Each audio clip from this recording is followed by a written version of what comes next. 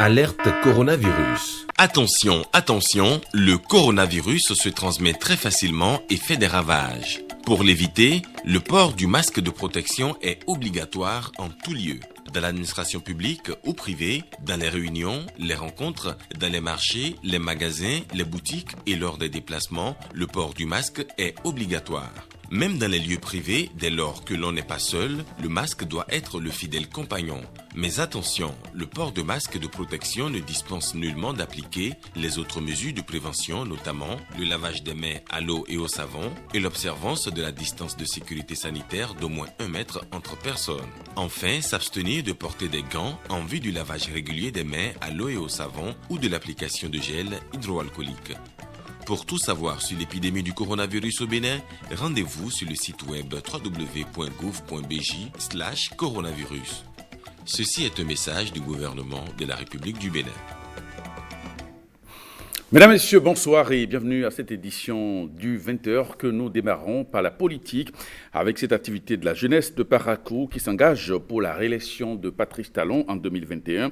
Un grand rassemblement a eu lieu dans le Septentrion pour manifester cette ambition de la jeunesse du nord du pays. Voici le reportage signé Ronald Robinson.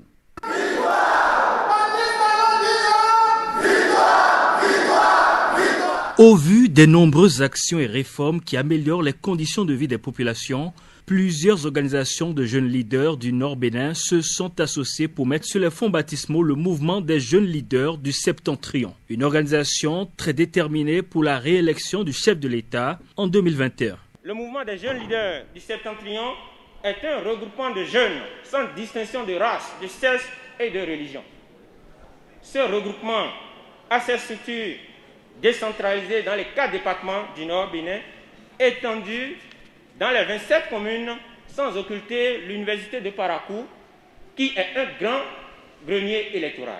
Un seul rêve, une seule vision partagée par ces jeunes. Réunir tous les jeunes autour des actions du chef de l'État pour la pérennisation de ses acquis. Cela passe déjà par la présentation à la jeunesse du Septentrion des actions menées de 2016 à ce jour par le chef de l'État et l'intérêt de le réélire. C'est à cet exercice que se sont livrés ces jeunes engagés. De nombreux bois sont pavés ou bitumés ou en cours de l'être.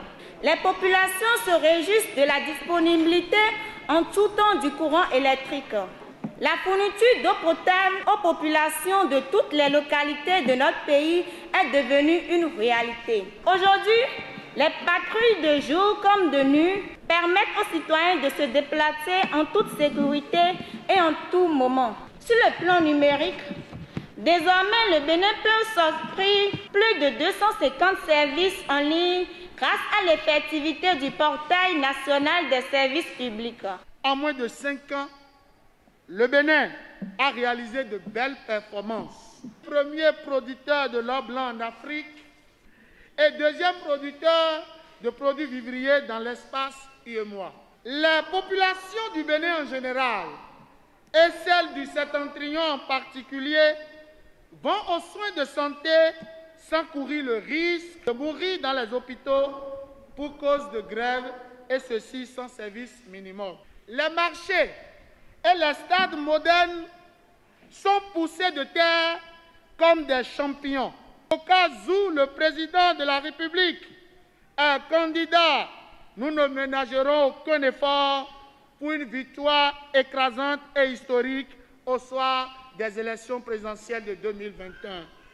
Tels des guerriers, ces jeunes se disent déterminés à travailler dans les 27 communes que comptent les 4 départements du Nord Bénin, sans oublier à l'université de Parakou en vue de rallier le maximum de jeunes combattants pour assurer leur victoire au soir des présidentielles de 2021. Il faudrait aussi que nous sensibilisons nos amis, nos frères, nos mamans dans les maisons à promouvoir la paix pendant, avant et après les élections. Afin d'entretenir la dynamique de la réélection du chef de l'État sur le terrain, le mouvement des jeunes leaders du Septentrion a installé sa coordination départementale du Borgou et celle de l'université de Parakou. Le ministre d'État chargé du plan du développement a animé une causerie débat avec les économistes et autres experts à l'École nationale d'économie appliquée et de management à Cotonou. Réformes économiques et sociales depuis 2016, les économistes en parlent. Voilà le thème autour duquel les échanges portaient. Et voici le reportage de William Aguiar. Quand vous savez mesurer quelque chose, vous commencez par savoir le faire. C'est le principe de la planification, la base des multiples réformes opérées à l'ère du nouveau départ. C'est le début des réformes. Mesurer ce que nous voulons faire. Et nous avons, première chose, élaboré ce que tout le monde connaît, le programme d'action du gouvernement, le PAG.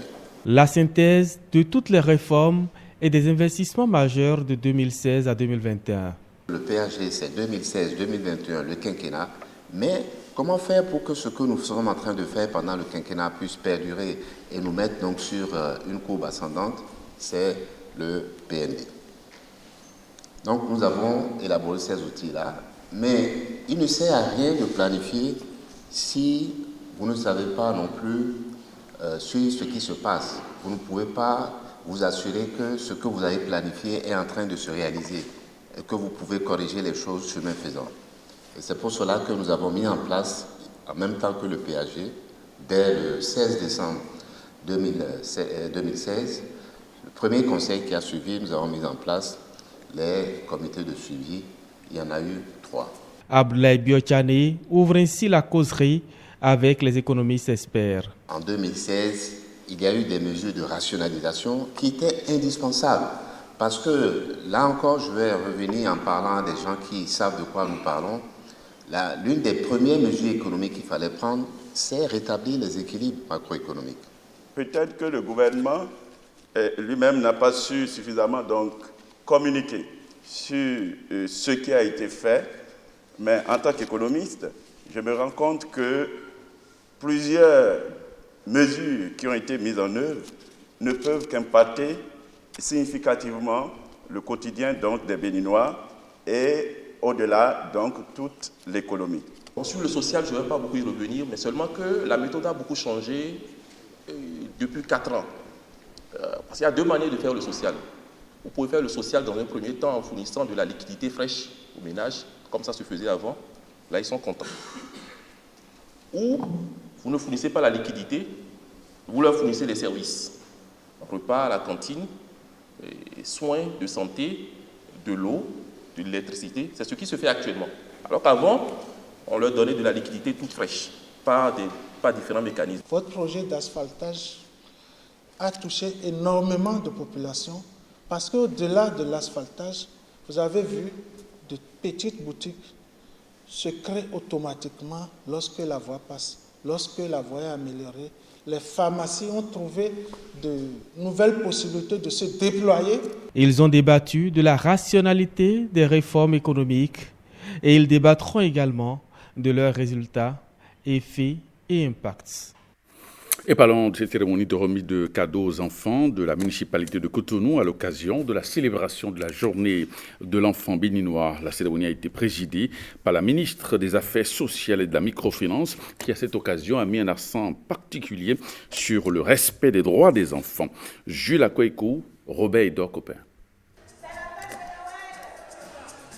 La célébration de la journée de l'enfant béninois est ici cumulée avec celle de la fête de Noël. À l'honneur, les enfants venus de différents quartiers de la ville de Cotonou. Le Bénin, à l'instar des autres pays, de plusieurs pays célèbres, le 23 décembre, ses enfants, et se souvient qu'en ces jours de fête, ne recevront pas l'affection, l'attention, parce qu'ils sont malades, retenus dans nos hôpitaux. Pour ces âmes fragilisées par la maladie, la douleur, pour ces enfants qui sont également nos enfants et que nous accompagnons de nos bons voeux, je voudrais, au nom de la nation entière, montrer ma proximité et ma solidarité. C'est pourquoi mon département ministériel organise la remise de jouets aux enfants malades et en situation difficile pour leur rendre un peu de sourire et de détente en cette période de fête. Mesdames, Messieurs, je voudrais réitérer mes remerciements à tous les acteurs qui contribuent à la réalisation d'un Bénin plus juste et plus digne de nos enfants. Ils sont l'avenir de demain et chacun d'eux compte pour la nation. Il n'y a pas de fatalité. Si nous leur tendons la main sans les écraser, si nous leur offrons notre accueil et nos oreilles pour les écouter et les considérer, Si nous n'abusons pas de leur innocence et de leur fragilité, notre pays se portera davantage mieux. À l'occasion, 21 centres d'accueil et de protection des enfants reçoivent leur autorisation d'ouverture. C'est le début d'un gros travail parce que les scores que nous avons obtenus pour pouvoir avoir ces autorisations, c'est juste le minimum. Nous allons travailler désormais à plus de professionnalisme pour davantage améliorer les prestations, la qualité de prise en charge institutionnelle que nous offrons à nos enfants. Les enfants ici présents repartent les mains chargées de présents, des cadeaux offerts par le ministère en charge des Affaires sociales qui œuvre inlassablement pour l'amélioration de la qualité de vie de l'enfant béninois. Et les associations et organisations non gouvernementales membres de la Convergence globale pour la terre et l'eau ont animé un atelier à Boycon. Cet atelier est une occasion pour préparer le plaidoyer auprès des institutions nationales et sous-régionales afin de favoriser l'accès des femmes et des jeunes à la terre. Ghislain Poguet, Yves Agroprécy. De quoi a besoin une jeune fille béninoise en matière de nutrition, d'éducation, de santé sexuelle et de la reproduction, d'autonomisation? Les filles elles-mêmes, soutenues par des facilitateurs, ont exprimé leurs besoins dans un cadre plus global. Nous sommes ici rassemblés aujourd'hui pour vraiment essayer de créer une boussole qui va pouvoir nous aider à évaluer la transformation des filles lors du projet SWED. Le projet SWED, c'est un très grand projet qui est financé par la Banque mondiale et qui est mis en œuvre par le Bénin avec l'appui, l'assistance technique de l'UNFPA. Donc c'est dans le cadre de cette assistance technique que nous avons fait appel à Plan et que Plan a fait appel au partenaire LASDEL pour nous aider à élaborer donc ce tableau de bord qui pourra évaluer la transformation des filles. Le projet SWED est un mécanisme qui vise à transformer la vie des filles dans le Sahel et au Bénin, avec des interventions dans plusieurs domaines, tels que l'autonomisation des femmes et des filles, la scolarisation des filles, la lutte contre les grossesses précoces. C'est très important si l'on sait qu'on a besoin de chacun pour le développement, si l'on sait qu'il faut œuvrer pour un monde plus juste, si l'on sait qu'il ne faut laisser personne de côté, c'est très intéressant et réconfortant de prendre part à des ateliers du genre. Le gouvernement du président Patrice Talon accorde une place de choix dans son programme d'action à l'amélioration des conditions de vie de nos populations, tel que spécifié dans son pilier numéro 3. Aussi, met-il en œuvre actuellement plusieurs projets à forte valeur ajoutée pour les couches vulnérables, dont les jeunes filles et les jeunes femmes, toutes sujettes à des inégalités de genre dans nos communautés. Au cours de cet atelier, il sera élaboré un tableau de bord, un tableau censé contenir des indicateurs précis permettant de mesurer les transformations, une façon de modéliser le suivi des changements dans le cadre du projet. Cette consultation s'inscrit dans le cadre de la mise en place d'un tableau de bord de suivi et de l'évolution de la situation des filles au Bénin tout au long de la mise en œuvre du projet dénommé « Autonomisation des femmes et du dividende démographique au Sahel », autrement dit SWED, SWEDD. C'est un exercice qui vise aussi à accélérer la transition démographique et à réaliser les objectifs plus larges qui consistent effectivement à assurer la capture du dividende démographique et à réduire les inégalités de genre au Bénin. Ce tableau de bord vise à identifier et quantifier surtout cette transformation, non seulement dans une optique d'évaluation du programme, mais aussi et surtout dans une vision de plaidoyer pour la fille au Bénin. Les filles ont dit aussi leurs rêves. Elles veulent entreprendre, être des cadres dans les administrations publiques et privées, devenir des piliers de la société dans laquelle elles vivent. Le projet intégré de transformation numérique des régions rurales rentre dans sa phase active. Il a été officiellement lancé à la mairie de Paraco par la ministre du numérique et de la digitalisation et son collègue de l'agriculture, de l'élevage et de la pêche. Eh bien, le projet vise à promouvoir l'utilisation des solutions numériques pour un rendement plus accru de certains produits agricoles. Roland Tchanka, Cadnel Capo. Un projet pour impacter plus d'1 million de petits agriculteurs avec des effets positifs sur les 560 000 personnes travaillant dans les filières riz, maïs, karité et maraîchage et 81 000 personnes formées aux compétences numériques. L'agriculture intelligente est désormais en marche avec des effets socio-économiques évidents dans plusieurs domaines. Notamment l'augmentation de la production agricole, la résorption du chômage, la lutte contre la pauvreté, le renforcement de la sécurité alimentaire et la réalisation de surplus de production agricole pour l'exportation et l'accroissement du produit intérieur brut.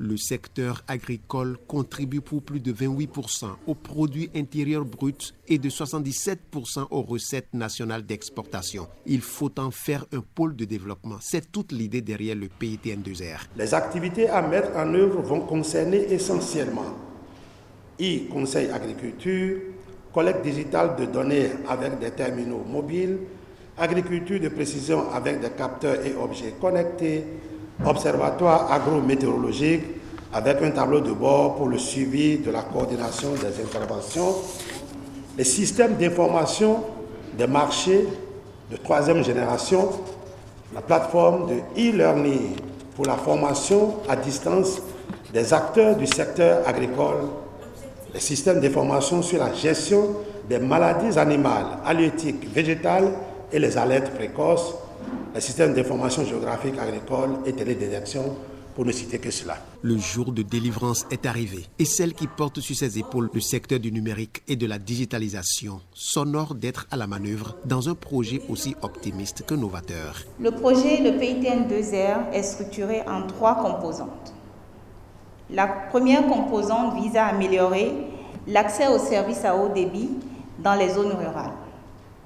Et c'est pour cela que, au niveau de Parakou, nous avons ce réseau métropolitain de plus de 30 km qui donc va s'appuyer sur le réseau existant pour constituer ou pour construire le maillage, donc le réseau un peu plus capillaire à travers toute la ville de Parakou, parce qu'on sait l'importance de la ville de Parakou au niveau de ces départements qui ont été cités justement. La deuxième composante du projet vise à promouvoir l'inclusion financière et le recours aux solutions numériques pour renforcer l'efficacité de certaines chaînes de valeur agricoles, l'accès aux informations du marché, l'utilisation des technologies numériques pour l'agriculture de précision, le développement des compétences numériques de nos agriculteurs. Et la troisième composante, comme tout bon projet, c'est une composante dédiée à la gestion et à l'évaluation du projet. Parce que ce qui nous importe, c'est l'impact. Financé par la Banque mondiale pour un montant de plus de 28 milliards de francs CFA sur 5 ans, le projet intégré de transformation numérique des régions rurales va toucher 33 communes du Bénin, dans 5 départements à savoir le Borgou, l'Alibori, l'Atakora, la Donga et les collines. Et parlons du lancement officiel de ce programme Eau, Climat, Développement et Genre. Il s'agit d'un projet qui fait partie du programme d'investissement pour l'eau en Afrique. Fifamé Salomé Ataledi, Francis Faton. Eau, climat, développement, mais aussi égalité des genres. Des questions non seulement importantes, mais également liées. Grâce au partenariat mondial de l'eau PNE Bénin et le Global Water Partnership, les acteurs impliqués dans ces domaines en parlent aujourd'hui. L'eau et le changement climatique, les liens entre les deux enjeux sont si étroits que l'on devrait peut-être plutôt y voir un seul et unique enjeu. Avec l'adoption des objectifs du développement durable, l'égalité des sexes est placée au cœur du programme du développement durable à l'horizon 2030 à travers l'ODD 5, à savoir réaliser l'égalité des sexes et autonomiser toutes les femmes et les filles. Il s'agit d'un grand défi que nous devons tous relever pour montrer à la face du monde l'engagement du Bénin à assurer la sécurité en eau et la résilience des communautés vulnérables face aux effets néfastes des changements climatiques. L'objectif du programme Eau, Climat, Développement et Égalité des genres consiste à développer les mécanismes convenables pour intégrer les genres dans les processus de planification et de budgétisation liés à la sécurité en eau et à la résilience climatique. Un projet de démonstration est prévu pour être mis en œuvre au Bénin, où les leçons seront capitalisées et un apprentissage au niveau régional du bassin sera facilité. D'un budget total de 25 586 638 € pour les 5 régions et les pays bénéficiaires en Afrique pour la période 2020-2025, 530 700 €, soit 348 116 380 francs CFA sont alloués pour le démarrage des activités au Bénin et en Afrique de l'Ouest pour la mise en œuvre du programme sur la période de la phase pilote 2020-2022. En dehors du Bénin, la première phase de ce programme sera mise en œuvre dans 4 autres pays: le Cameroun, la Tunisie, l'Ouganda et la Zambie. L'initiative Bénin Commune Connect ça a été présenté aux élus et cadres de la commune de Tchaourou. Bénin Commune Connect vise à numériser l'administration générale et l'administration communale en particulier. Le projet est piloté par le ministère du Numérique et de la Digitalisation. Samira Chabimane, Olviga Messon. L'initiative Bénin Commune Connect entend engager les communes et les élus locaux dans la transformation numérique de leur territoire afin d'améliorer la couverture et la qualité des services numériques aux populations.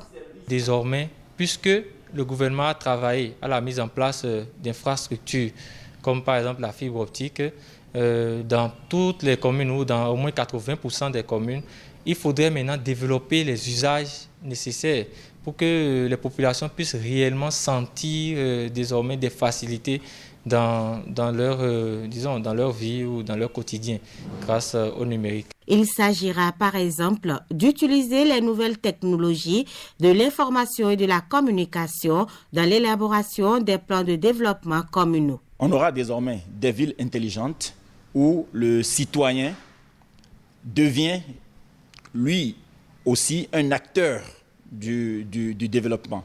Et au regard des analyses, des sondages et des tableaux de bord qui vont être dégagés, des décisions optimales vont être prises et permettre aux décideurs de pouvoir opérer des choix optimaux dans la mise en œuvre de leurs actions pour impacter positivement le développement de leur commune.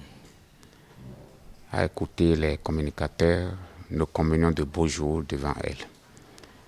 En ce sens que déjà, nos PDC seront numérisés. En dehors du PDA, d'autres activités que nous pouvons mener avec le numérique au niveau de la commune, surtout les aides d'état civil qui seront délivrées numériquement. C'est une peine aubaine que nous devons vraiment saisir pour développer nos communes. Avec l'initiative Bénin Commune Connect, qui se base sur le numérique, l'administration communale sera donc plus efficace. Et au ministère de l'Enseignement supérieur, il est créé un comité national de pilotage des projets de centres d'excellence qui, conformément au document d'évaluation, est chargé de superviser les projets au niveau national. En début de cette semaine, à l'occasion de l'installation des membres du dit comité, le ministre chargé de l'Enseignement supérieur rappelle l'objectif global de l'initiative. Elle est au micro de Marcel Arrossi. En prenant l'initiative de mettre en place, avec l'accompagnement de la Banque mondiale, des projets de centres d'excellence, l'objectif global du projet est de doter l'Afrique de différents pôles de compétences, d'expertise et d'innovation pour impacter significativement le développement. Il s'agit de contribuer notamment à relever le défi de la formation de personnel compétent et hautement qualifiés, capables de résoudre les problèmes opérationnels qui se posent dans nos pays, en l'occurrence les problèmes d'énergie, de développement des applications informatiques que personne n'ignore, évidemment, du point de vue de leur importance dans la vie active.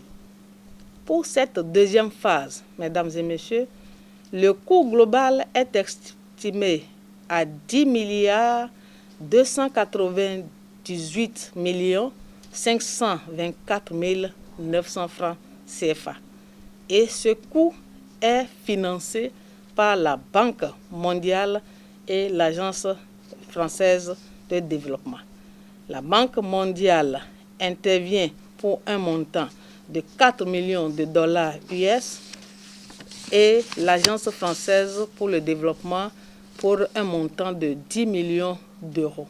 Le ministère de l'Enseignement supérieur et de la Recherche scientifique s'engage effectivement à apporter à toutes les composantes de ce projet, en l'occurrence les composantes relatives à la formation, la recherche et l'appui institutionnel, et bien tout le soutien nécessaire pour la bonne marche du projet.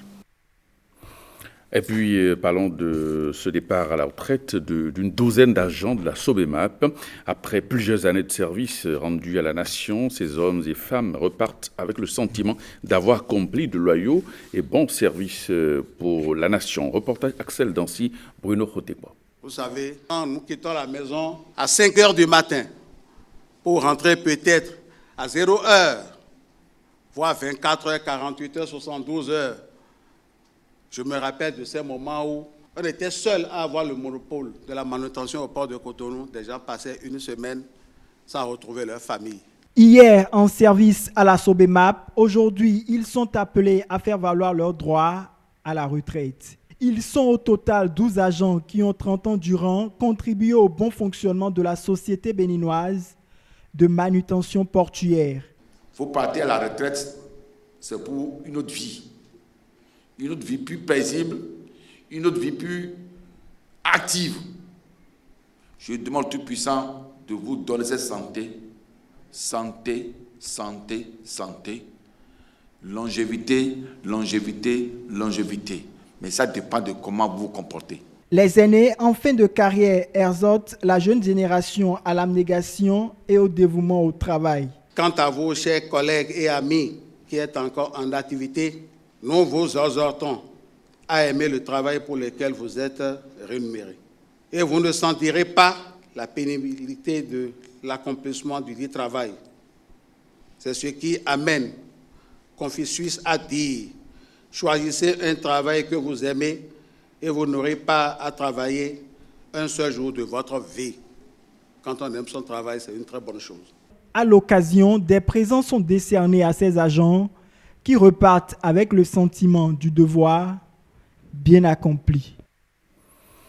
L'association des rois des aires culturelles Koura et Ani, Arakat, était en assemblée générale à Penosolo, dans la commune de Basila. C'était une rencontre placée sur le thème « Lutte contre la pandémie du coronavirus, rôle des chefferies traditionnelles ». Au-delà du thème, les têtes couronnées de la commune de Basila ont échangé aussi sur la préservation de la culture Koura et Ani, en présence des fils et filles de la localité. Ekiliro Gono-Sero, Ablof Ouidrissou. Le reportage. Pour une 13e fois, l'Assemblée générale de l'Association des rois des aires culturelles Koura et Ani a vécu dans l'arrondissement de Penesulu, commune de Basila. Une rencontre qui a permis dans un premier temps d'entretenir les têtes couronnées sur leur rôle dans la lutte contre le coronavirus. Le coronavirus est une pandémie qui ne laisse personne sans crainte. Il est donc important de renforcer le système de surveillance des maladies épidémiques dans notre zone sanitaire. Nécessité d'une bonne capacité de communication du personnel de la santé avec la population. Pour finir, respectons tous les mesures de prévention pour réduire la maladie contre le Covid-19. Araka, créé en novembre 2007 sous la houlette de Sa Majesté Atiba II, roi de Basila, est une association qui réunit tous les rois et chefs traditionnels de la commune de Basila ayant la langue Ani, Koura et Kotokoli en partage. Le sens de Araka, je l'ai compris très tôt et c'est ce qui a nourri ma motivation, ma disponibilité et mon engagement pour l'initiative. Des années durant, j'ai assuré l'appel des rois pour que l'association montre à la face de tous que nous, culture Ani, Koura et Kotokoli, avons une identité à préserver une culture et une chefferie à valoriser. Je voudrais donc rassurer tous les rois que je n'ai pas changé de rôle. C'est juste mon tabouret qui a changé et que je serai toujours le fils précieux qui prendra soin de tous les palais de notre commune et même au-delà pour contribuer à donner à chacun de nos rois sa dignité. L'association tient chaque année des sessions d'échange et de prières pour la paix, la sécurité et le développement. Elle participe aussi aux activités du Conseil des rois du Bénin. À l'endroit de nos majestés, je demande à chaque roi de rechercher et de mettre en lieu sûr les objets d'art, symboles de chaque chefferie traditionnelle. Nous apporterons l'appui technique nécessaire pour ces actions dans les jours à venir. En ce qui concerne les cadres, nous ne cesserons jamais de vous inviter à apporter votre soutien à la valorisation de notre culture Ani. Des animations culturelles ainsi que la lutte traditionnelle Ibobo-Chika ont meublé cette 13e Assemblée générale de l'Association des rois des aires culturelles Koura et Ani. À présent, direction la toile pour notre tour du web hebdomadaire. Cette semaine, la magie de Noël a opéré sur les réseaux sociaux, du président de la République aux sportifs en passant par certains ministres. De nombreuses personnalités ont partagé la joie de Noël sur le web. Et voici les échos du web avec Maurice Tantan et Mohamed Bion. À l'occasion de la fête de Noël, le président de la République, Patrice Talon, s'est exprimé sur sa page Facebook. Son message, posté ce vendredi 25 décembre, est porteur d'une exhortation au partage et à la solidarité. Noël est là. Ouvrons donc davantage nos cœurs à la joie et au bonheur afin de les partager autour de nous, a écrit le chef de l'État. Comme le président de la République, de nombreuses autres personnalités ou simples internautes au Bénin et à travers le monde ont choisi les réseaux sociaux pour partager la joie et les vœux de Noël. Sur Twitter, c'est en vidéo que certains ministres du gouvernement se sont prêtés à l'exercice. Joyeux Noël à tous les chrétiens du Bénin. Également aux enfants d'Afrique et du monde. Et à leurs parents, leurs familles, leurs proches. Et je vous souhaite de belles fêtes de fin d'année. Non loin de la magie de Noël, Twitter continue d'opérer sa révolution en cette fin d'année. Après le lancement de ses contenus éphémères connus sous le nom de Fleets, le réseau social à l'oiseau bleu propose désormais Spaces. Cette nouvelle fonctionnalité est un système de chat vocal en groupe. Pour le moment, cette nouveauté en phase de test n'est disponible que pour quelques utilisateurs. Elle devrait s'étendre prochainement aux utilisateurs ayant le système d'exploitation iOS. Enfin, Twitter Spaces sera généralisé dans le premier trimestre de 2021.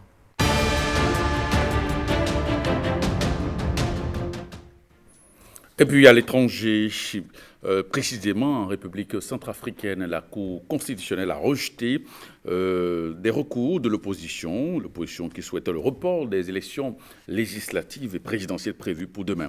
Et pendant ce temps, les hôpitaux en France reçoivent ce week-end les premières doses de vaccins anti-Covid-19 à la veille de la vaccination, la campagne de vaccination dont le démarrage est annoncé pour demain. Le tour d'horizon de l'actualité internationale, c'est avec Stanislas Limpon. La commission électorale du Niger prépare le matériel de vote à distribuer dans les écoles afin de permettre à plus de 7 millions d'électeurs d'élire leur nouveau président. Celui-ci va succéder à Mahamadou Issoufou qui boucle son deuxième mandat constitutionnel. 30 candidats sont en lice. Le scrutin a lieu ce dimanche, une élection couplée avec les législatives. Pendant ce temps, la Cour constitutionnelle rejette tout report des élections en Centrafrique. Au moins 6 candidats opposés au président Faustin Archange Touadéra, favori du scrutin, avaient déposé des recours arguant notamment de l'insécurité sur la majeure partie du territoire et du retrait récent d'un des candidats. Un motif que la Cour constitutionnelle écarte. Pour elle, le report du scrutin ne permettrait pas de respecter les délais constitutionnels. Des dispositions des articles 36 et 37 de la Constitution du 30 mars 2016, de privilégier les dispositions constitutionnelles et de rejeter les demandes de report de l'élection présidentielle et des élections législatives.